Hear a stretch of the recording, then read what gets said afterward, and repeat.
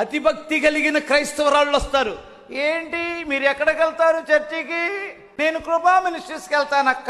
ఎబ్బే ఇదేనా మీ పాస్టర్ గారు నేర్పింది? ఏంటి కల్యాపు చల్లటం? నాలాగా జిప్పిడి దానిలాగా ఉండాలి నువ్వు. ఆ రోతదాని మాటలు వినమాకండి. నిజం చెబుతున్నాను నేను.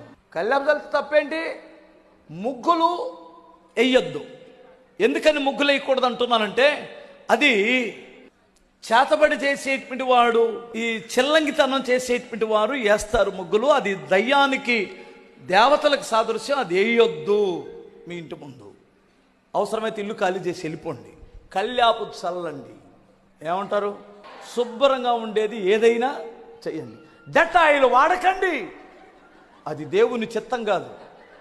ఇల్లు ఏమైద్ది? కంపు కొట్టిద్ది కదా. డెటాయిల్ వాడుతున్నప్పుడు ఆ రంగు నీళ్ళు చల్లుకోవడానికి ఏమమ్మాయి చల్లొచ్చు కదా. స్తోత్రం చెప్పగలరా?